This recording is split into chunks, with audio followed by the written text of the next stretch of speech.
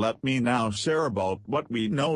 About this novel coronavirus. This virus comes from the family of coronavirus, which includes other viruses such as MERS and SARS. As well as the milder variants causing common cold. The medical consensus at this moment is that the novel coronavirus is more transmissible but appears less deadly than SARS. Evidence suggests that the rate of human-to-human transmission of this virus appears to be higher than that of SARS.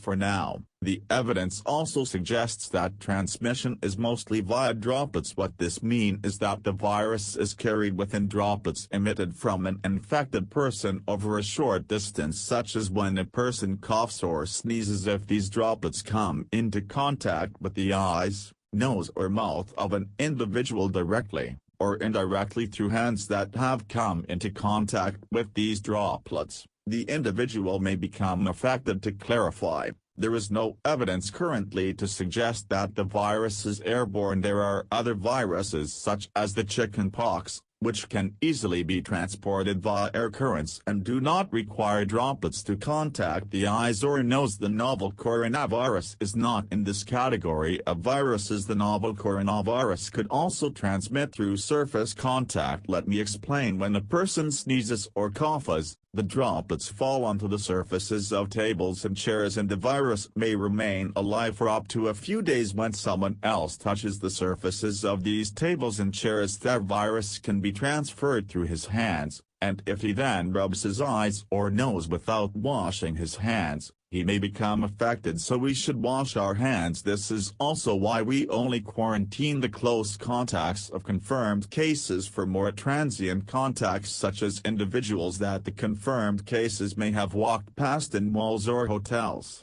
the risk of transmission is low for coronavirus. Generally, the person is most infectious when he is displaying symptoms, or what you call symptomatics, and this is likely to be the case for the novel coronavirus as well. There is evidence of limited spread from a person without symptoms during the incubation period. However, this form of transmission may be uncommon and have so far involved isolated cases only. At this point, the evidence still points towards higher transmissibility when the person is displaying symptoms. As such, medical professionals both overseas and in Singapore have advised that the most effective way that we can protect ourselves is to practice good personal hygiene. We should regularly wash our hands with soap and water, and avoid touching our face with our hands. These may sound simple, but actually they are very difficult to do because all of us touch our faces all the time. Even at the meeting, when we have on this ministry task force,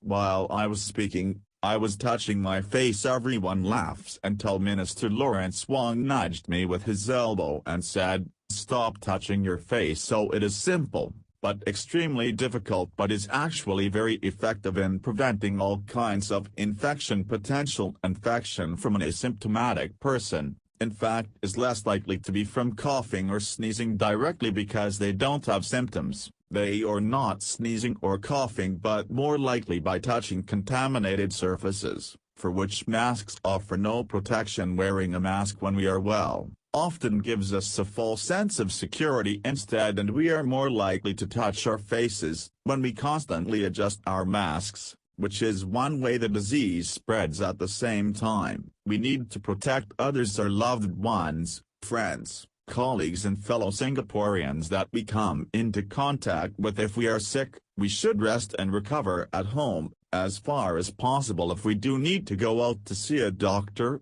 for example, we should wear a surgical mask to protect others. So this is when masks are needed, when we are unwell, and have to go out.